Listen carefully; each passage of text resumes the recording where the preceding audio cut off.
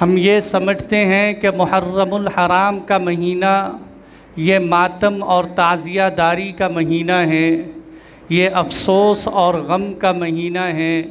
हालांकि मेरे दोस्तों, मुहर्रम का महीना अज़मत व एहतराम वाला महीना है।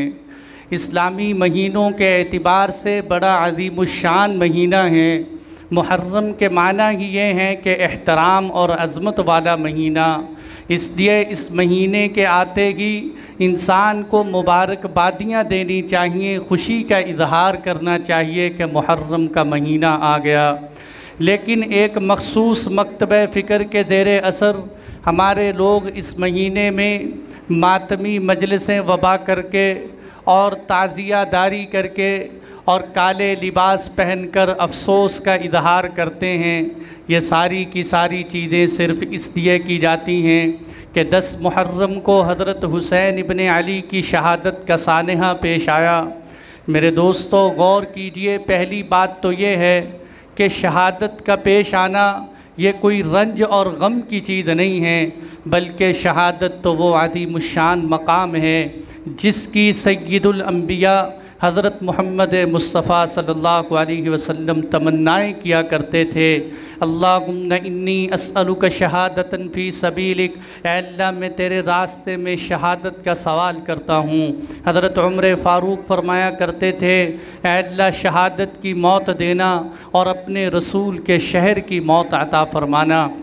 और कुरान कहते हैं, ला तहसबन्नल्लज़ीन क़ुतिलू फ़ी सबीलिल्लाहि अमवाता बल अहयाउन इंद रब्बिहिम युरज़क़ून। जो अल्लाह के रास्ते में शहीद कर दिए जाएं, तुम उन्हें मुर्दा न कहो बल्कि वो ज़िंदा हैं, उनको अल्लाह के यहाँ से रोज़ी दी जाती है।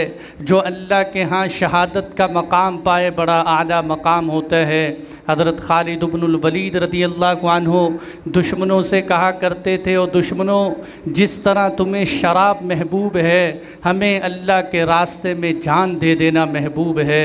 शहादत फ़ख्र की चीज़ है, शहादत रंजो गम की चीज़ नहीं। मेरे दोस्तों, दूसरी बात यह है कि अगर हम शहादत की वजह से मातम करें तो किस किस चीज़ का मातम करें। और इस्लामी तारीख़ के अंदर जितनी दीन की हिफाजत के लिए क़ुरबानियाँ और इशाअत दीन के लिए जितनी क़ुरबानियाँ मुसलमानों ने दी हैं, किसी कौम ने अपने मसलक और धर्म की खातिर इतनी क़ुरबानियाँ न दी।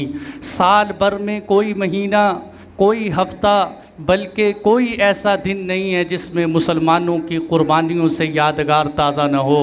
ज़रूर कोई ना कोई दिन शहादत के वाक़े से या रंजो अलम के वाक़यों से भरपूर होगा।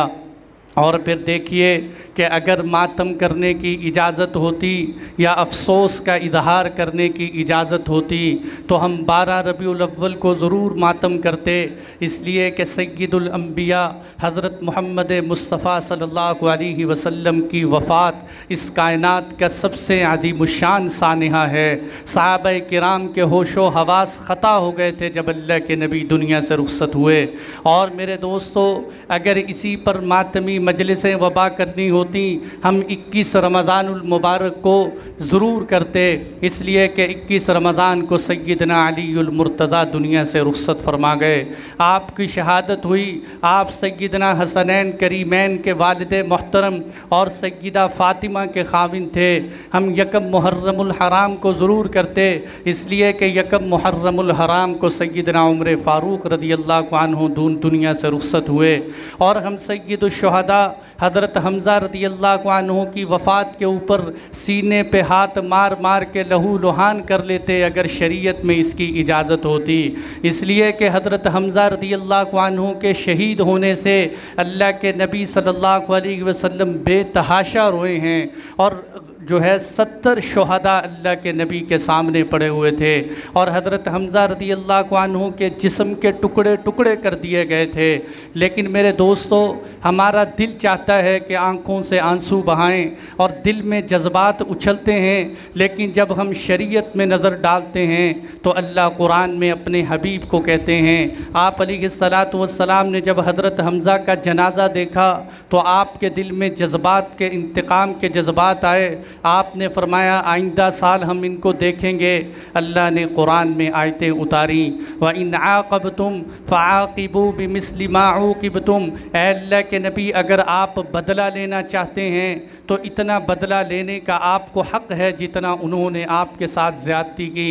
वला इन सबरतुम तहुव खैरुल लिस्साबिरीन, ऐ नबी जी अगर आप सब्र कर लें तो सब्र करने वाले बेहतरीन हैं। फरमाया वस्बिर वमा सबरुका इल्ला बिल्लाह, ऐ नबी जी हमें पता है आपसे सब्र नहीं होगा, बड़ा मुश्किल सब्र होगा कि आपके चचा की शहादत ने आपके दिल को बड़ी ठेस पहुंचाई है, लेकिन ए नबी जी अगर आप सब्र करें अल्लाह के साथ तो आपका बेहतरीन सिला है। वस्बिर वमा सबरुका इल्ला बिल्लाह वला तहज़न अलैहिम, ए नबी जी आप गम न कीजिए। अल्लाह के नबी सल्लल्लाहु अलैहि वसल्लम को रोका गया और फिर आप अलैहिस्सलातु वस्सलाम की हदीस सुनिए। आपने फरमाया कि लैसा मिन्ना मन दरबल खुदूद व शक्कल जुयूब व दआ बिदअवल जाहिलिया, आपने फरमाया वो शख्स मेरी उम्मत में से नहीं है जो सीने पे थप्पड़ मारे और अपने चेहरों पर थप्पड़ मारे, और आपने फरमाया जो अपने गिरेबान को फाड़े वो मेरी उम्मत में से नहीं है, और जाहिलियत की तरफ लोगों को बुलाए। आपने फरमाया अल्लाह की लानत हो उस शख्स पर जो उस औरत पर जो नोहा करने वाली हो, और अल्लाह की लानत हो उस पर जो नोहा सुनने वाली हो। मेरे दोस्तों इतनी बड़ी अहादीस और कुरान को देखकर हम अपने जज्बात को शरीयत के मुताबिक चलाएंगे